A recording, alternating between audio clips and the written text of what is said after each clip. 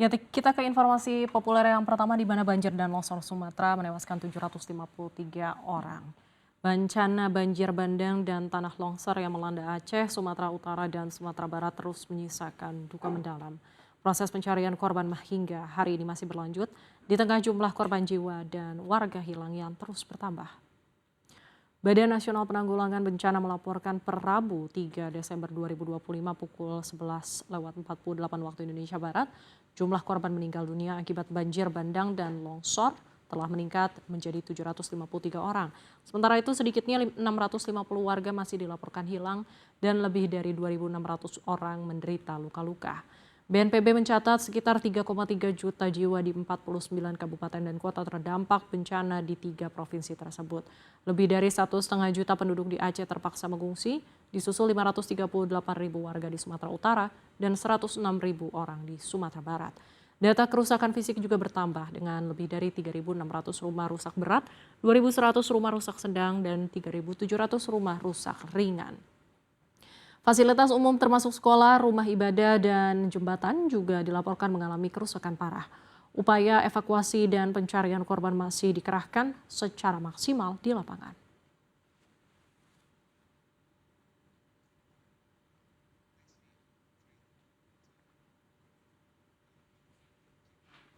Kita ke informasi populer yang kedua, di mana Pengadilan Negeri Jakarta Pusat resmi menolak gugatan PT Indobuild Co. terkait sengketa lahan Hotel Sultan. Dengan putusan ini negara dipastikan menang mutlak dan Indobuild Co. wajib mengasongkan seluruh area Hotel Sultan serta membayar royalti senilai 754 miliar rupiah. Putusan yang dibacakan secara e-court pada 28 November ini menegaskan bahwa hak pengelolaan lahan nomor 1 Gelora sah dimiliki oleh negara. Sementara hak guna bangunan 26 dan 27 milik Indobuild Co. dinyatakan hapus demi hukum sejak 2023.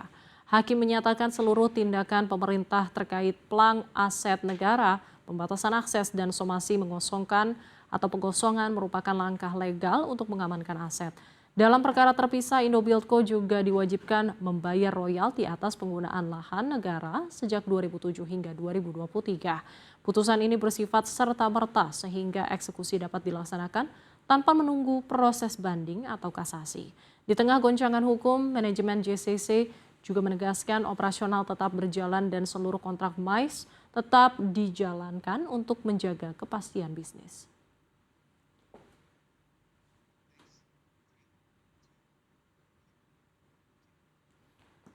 Selanjutnya, Pertamina Patraniaga meluncurkan serangkaian promo akhir tahun bertajuk Bertabur Kebaikan di bulan Desember. Melalui aplikasi My Pertamina, masyarakat di seluruh Indonesia bisa menikmati BBM lebih hemat hingga bonus poin dan voucher spesial. Pertamina menegaskan program ini merupakan bentuk apresiasi bagi pelanggan yang telah setia menggunakan layanan mereka sepanjang 2025. Selama bulan Desember, beragam promo harian dihadirkan untuk mengikuti pola mobilitas masyarakat di akhir tahun. Melalui program I Like Monday, pengguna mendapat potongan harga Rp300 per liter untuk Pertamax dan Pertamax Turbo. Pembelian Bright Gas via Pertamina Link Aja juga memberikan bonus saldo. Menjelang akhir pekan, program Thank God It's Fuel Day pada hari Jumat memberikan potongan Rp300 per liter untuk Pertamax Series dan Dex Series. Sabtu diisi dengan double point, sementara setiap minggu pelanggan bisa mendapat bonus e-voucher untuk transaksi minimal Rp300.000. Pertamina berharap promo ini mendorong masyarakat memaksimalkan fitur My Pertamina sekaligus menikmati perjalanan akhir tahun dengan lebih efisien.